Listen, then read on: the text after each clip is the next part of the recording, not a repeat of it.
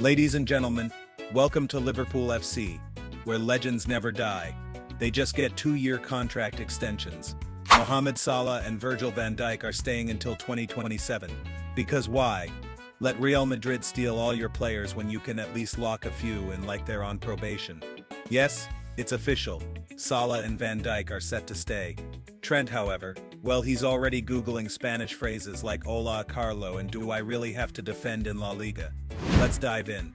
1. The contract drama. 2 grown men and a negotiation saga. Salah and Van Dijk's contract negotiations were like your favorite telenovela. Dramatic, slow-burning, and everyone knew the ending. But we watched anyway.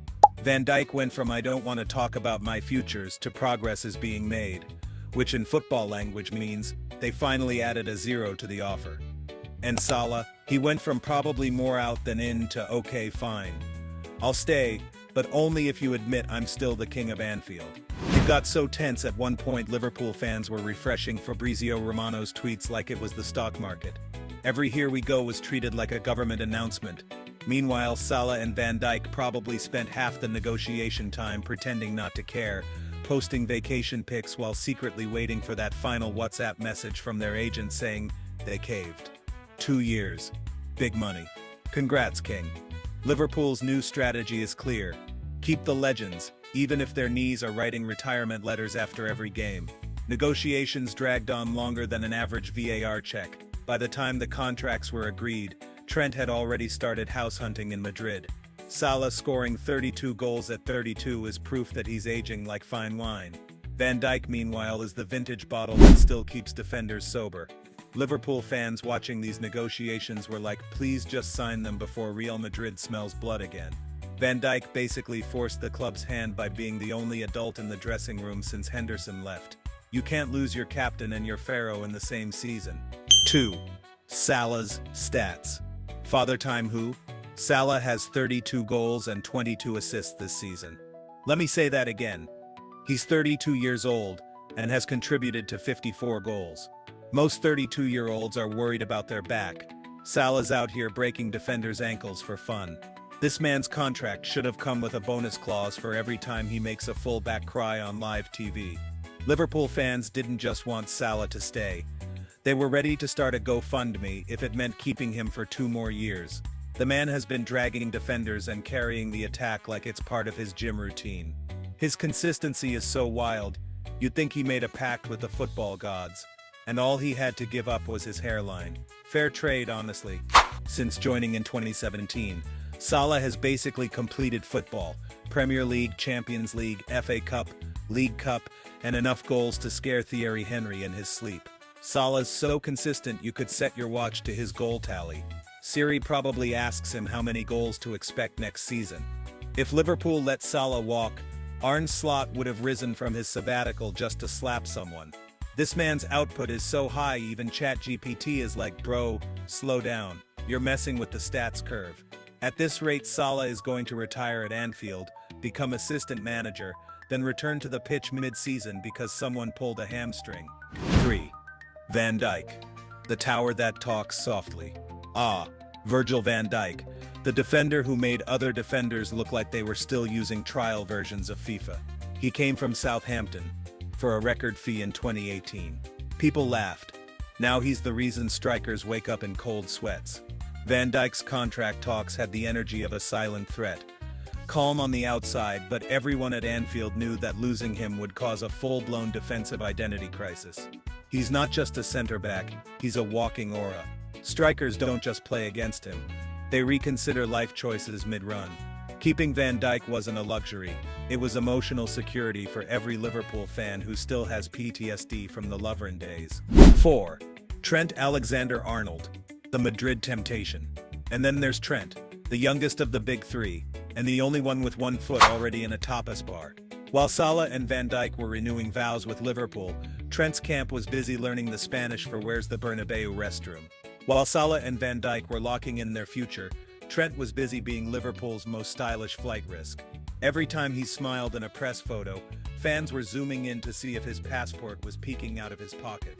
The club says they're hopeful, but Real Madrid is out here circling like it's Shark Week, and Trent's the only one bleeding top-tier assists and English passport eligibility. Madrid's trying to seduce Trent with free paella, warm weather, and the promise that he'll never have to mark Anthony Gordon again. Liverpool might want to wrap him up too before he ends up teaching Bellingham Scouse slang at Real. Let's be real, Trent to Madrid is less of a rumor and more of an inevitability at this point. That man's already mentally shopping at Zara on Gran Via. Trent leaving for free feels like a glitch in the game. Like, wait, you let him go for nothing? Are you FIFA career moding this club now? If Salah is the king and Van Dijk is the guardian, Trent is the prince trying to flee the castle for a sunnier kingdom. 5. Liverpool's new era with Arne Slot and without excuses. With Arne Slot stepping in as the new head coach, Liverpool needed a strong start. So what better way than by handing him two living legends, still running like it's 2019. Richard Hughes, the new sporting director, had one job: don't lose all our players in one summer.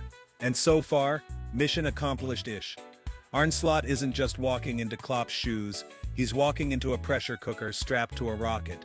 Liverpool fans are expecting instant results, emotional speeches, and trophies, all while comparing every facial expression to Klopp's legendary fist pumps. So giving Slot, Salah, and Van Dijk is basically the club saying, look, we're not asking for miracles, but also please win everything. Liverpool's transition could have gone full Chelsea. Chaotic, expensive, and emotionally damaging. Instead, it's giving controlled chaos with vibes. Slot's got himself a solid base, a goal-scoring Egyptian demigod, a towering Dutchman who's calm under pressure, and maybe Trent, if Madrid doesn't send a private jet tomorrow. This is like giving a new chef the secret family recipe, but with half the ingredients flirting with other kitchens. Hughes basically walked into a burning house and said, let's save the furniture first. Now the squad is locked, loaded, and just needs one thing to not bottle the title like it's 2014 all over again. 6. FSG finally opens the wallet. Let's give a round of applause for Fenway Sports Group. For the first time in what feels like a decade, they handed out contracts without checking if the player had AARP membership first. Fenway Sports Group opening the vault for Salah and Van Dijk is like watching your dad finally buy a new TV after using the same one since 2004. You don't question it, you just stare in awe. For years, FSG treated big contracts like bad habits, avoid them at all costs. But now they're acting like sugar daddies with a purpose. Either they've seen the light, or they saw Real Madrid circling like financial vultures and panicked.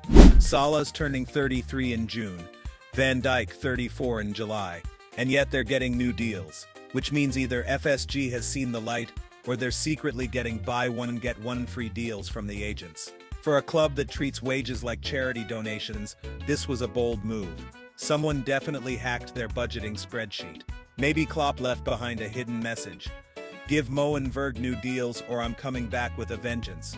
FSG used to treat aging players like milk, check the expiry date and toss. Now, they're suddenly into wine appreciation. Or maybe they just realized if they don't re-sign these guys, they'll be watching Real Madrid win their trophies next season. Closing thoughts. The Kings stay put. For now. So Salah and Van Dijk are staying. Trent might be heading for churros and Champions League nights in Madrid, but hey, 2 out of 3 ain't bad. Liverpool fans, what do you think? Smart move to keep the legends a little longer? Or is this a retirement tour in disguise? Let us know in the comments. Slap that like button harder than Van Dijk clears across, and subscribe for more footy banter. And remember, if life ever gets chaotic, just know Liverpool once tried to negotiate 3 contracts at the same time while replacing Jurgen Klopp. And somehow, it's still less dramatic than Chelsea's transfer strategy.